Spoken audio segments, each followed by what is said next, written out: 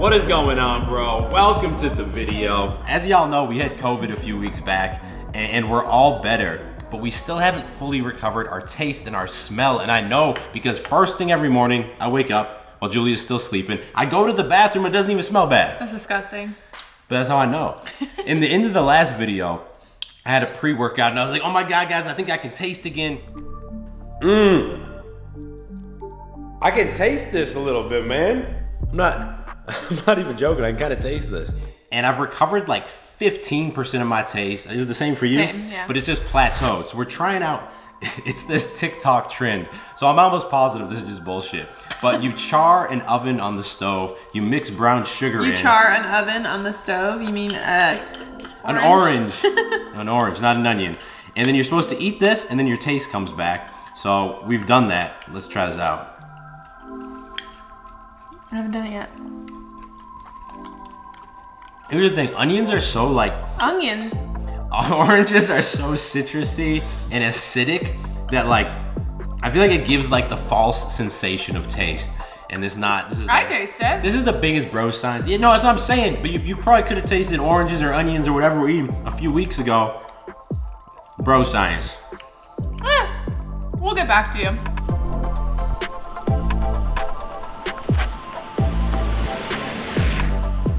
So really there's only one way to truly know if that TikTok orange trick made any difference to our ability to taste. You think what I'm thinking? Yes, French ass toast. Why would we be leaving the house? I make French ass toast, Julia. Get on my wavelength.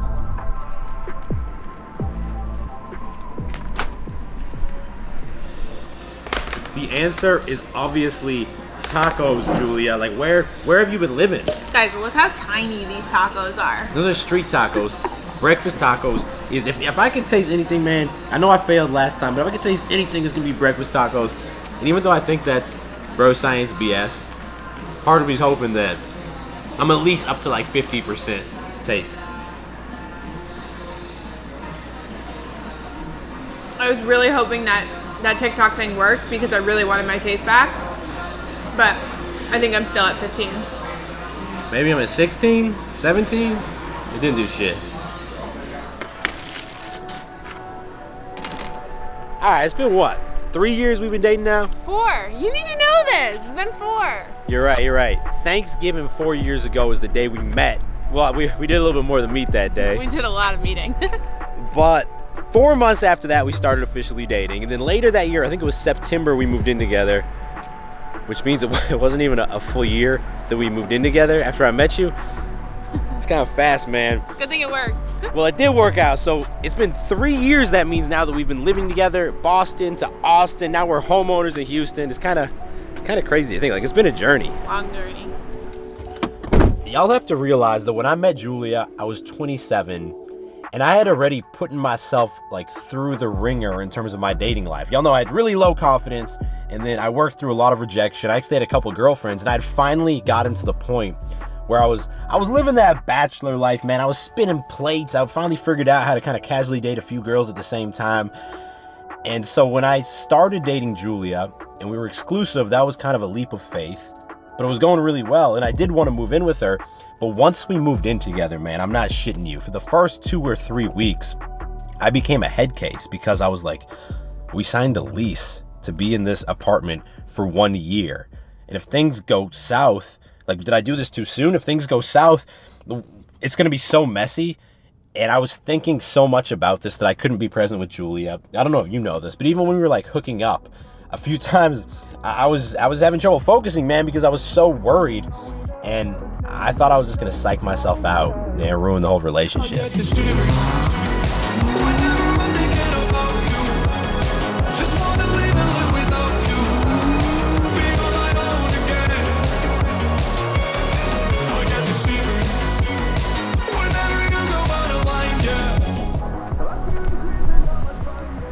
Trip number 37, I think, to the Home Depot in the last 3 days.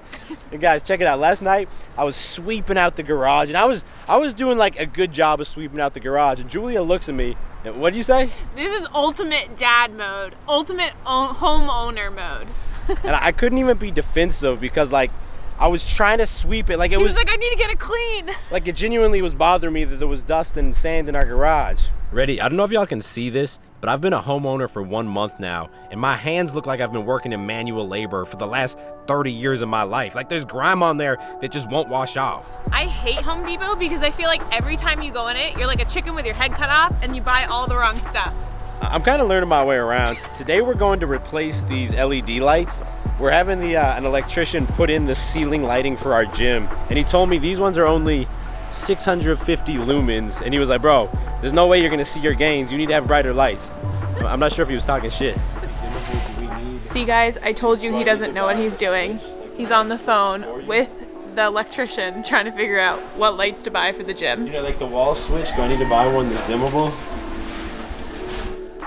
So I think these are the ones here, 800 lumens. You can actually adjust the color temperature so the gains are looking just right. And these are like, it's like ultra slim design. Not that, I mean, hopefully that's easier for the electrician. Please add or decline the Home Depot Protect.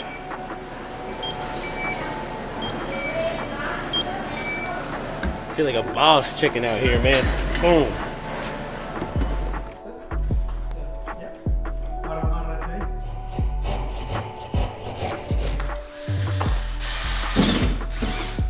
I'm honestly impressed. These guys are professionals. Like they found a way to route all these new wires through without cutting a bunch of holes in the wall. Like those holes are just for the lights.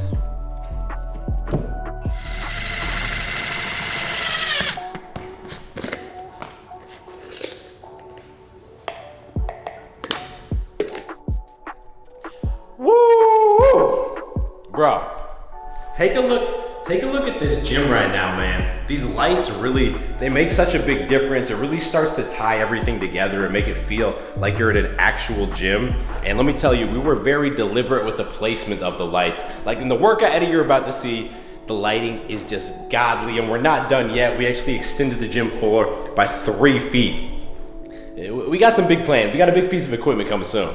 Now that we're finally settling in, I am back on the push-pull legs full body hybrid program in the Beastly app. And man, it's getting to be that time of year. You know, New Year's is around the corner. People are starting to recommit to their goals. So if you're someone who's not happy with the progress you're making with your body, I would urge you at least give the Beastly app a try. The first 7 days are free. Like we have guys in the Facebook group posting transformations on the daily. There's thousands of guys using the app. It literally gives you everything you need to make an insane transformation. We have workout programs for beginners and advanced lifters. It's gonna create a custom meal plan for you, custom macros. It's gonna analyze your progress so you can see the progress. It just takes out all the guesswork. It's like having a personal trainer in your pocket.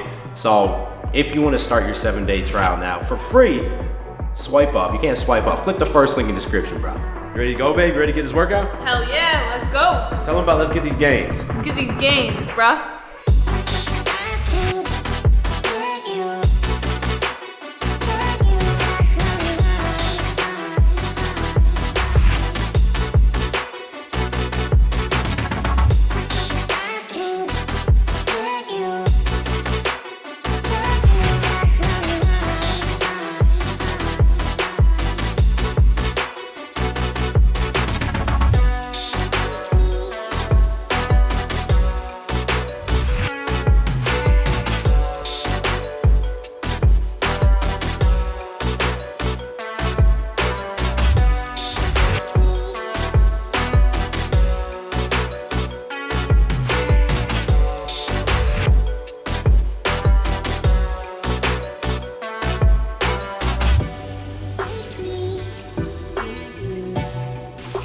Gains, bro.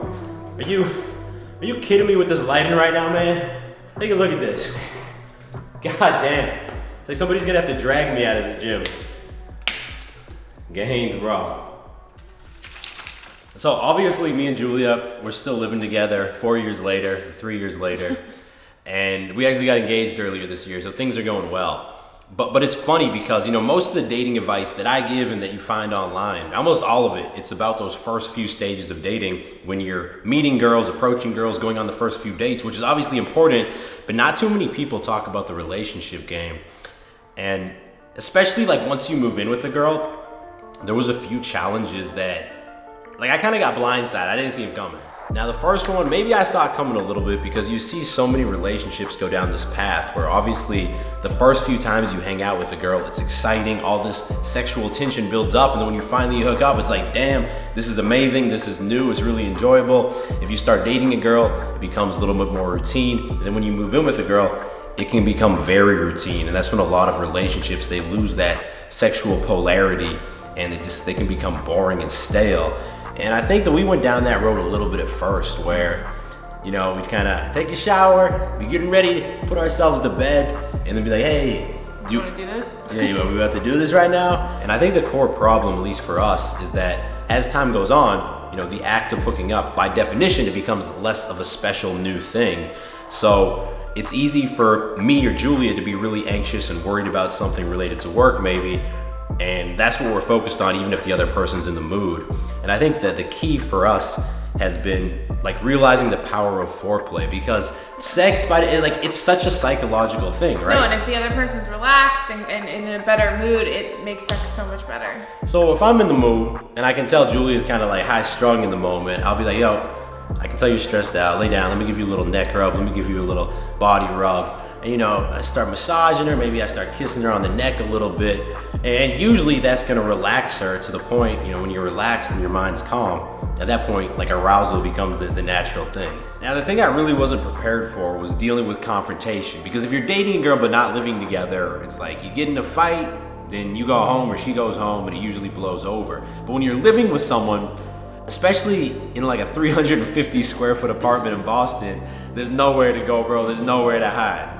And don't get me wrong, this is not some problem that we've solved, even though I think confrontation is good because it shows there is still some sexual polarity and there's some passion in the relationship. But I realize I have two tools. My first sword is to let it go. So if Julia does something that pisses me off, maybe she just makes a comment that's a little insensitive, but it's not some repeated behavior that I feel needs to be corrected, I'll tell myself, exhale and just let it go. It's not worth it, man.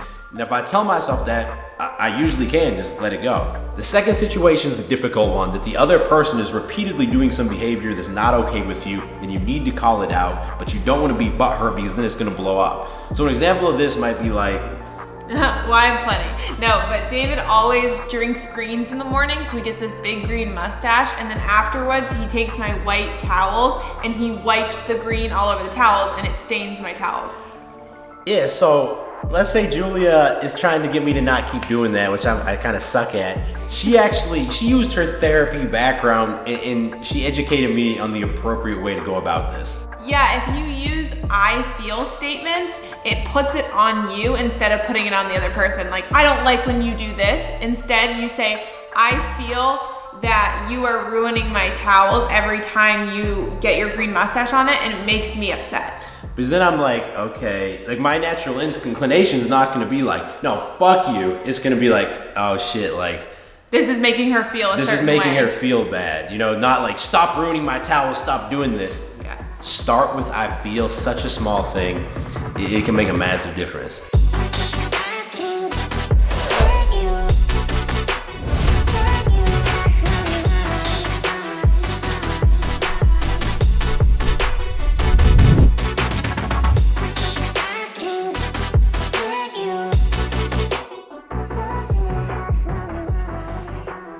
We decided to have a little cooking competition tonight, making pizzas. And because we can't really taste, the competition is whose pizza looks better. We want you to let us know in the comments. First up, we got David's pizza. It's got thick, juicy bacon paired with some delicious chicken, and as well as a thick crust with olive oil sprayed on it. Now, Julia, show them yours and give us a little commentation.